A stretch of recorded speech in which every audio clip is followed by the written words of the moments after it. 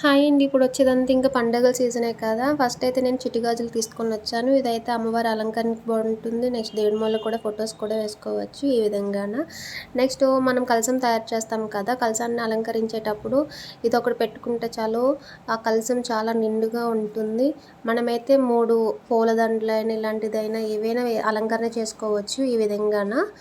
చూడండి ఈ విధంగా అయితే ప్రాసెస్ ఉంటుంది. నెక్స్ట్ ఇదైతే దీపం పెట్టుకోవడానికి మనకి తులసి మొక్క దగ్గరైనా ఎక్కడైనా పెట్టుకున్నా సరే చాలా అందంగా ఉంటుంది. కార్తీక మాసంలోని నైట్ టైం కదా పెడతామో అప్పుడైతే బాగుంటుంది. నెక్స్ట్ ఏమోనా ఇంకా చూడండి ఈ విధంగా. నెక్స్ట్ ఏమోనా ఇప్పుడు అరటి చెట్లు పెడతాం కదా పూజ చేసేటప్పుడు సైడ్స్ని ఇన్నాళ్ళైతే డబ్బాలో అది ఇది అనుకొని సెట్ చేసేవాళ్ళం. ఇప్పుడు అదేం అవసరం లేదు, ఈ విధంగా పెట్టేసుకోవచ్చు. నెక్స్ట్ అయితే ఇప్పుడు పునుగు అని చెప్పి ఇన్స్టాలో తెగ వైరల్ అయిపోతుంది. స్మెల్ అయితే సూపర్గా ఉందండి. ఇంకా ఓపెన్ చేస్తున్నప్పటికే చాలా బాగుంది స్మెల్ అయితే. ఇంకా మనం గుడి వాతావరణంలో ఉన్నట్టుగా ప్రశాంతంగా ఉంది స్మెల్ చూస్తున్నప్పుడు అయితే అది ఓపెన్ చేస్తున్నప్పుడు.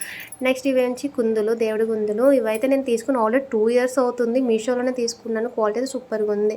నెక్స్ట్ ఇది కూడా డెకరేషన్కే చిట్టి చిట్టి అరటిగెలలు. ఇవైతే చాలా బాగున్నాయి. నాకైతే పర్సనల్గా చాలా బాగా నచ్చాయి. క్వాలిటీ కూడా చాలా బాగుంది. దేవుడి మూల అలంకరణ బాగుంటుంది. ఎవరికైనా కావాలంటే లింక్ అండ్ కామెంట్ చేయండి, డిఎం చేస్తాను.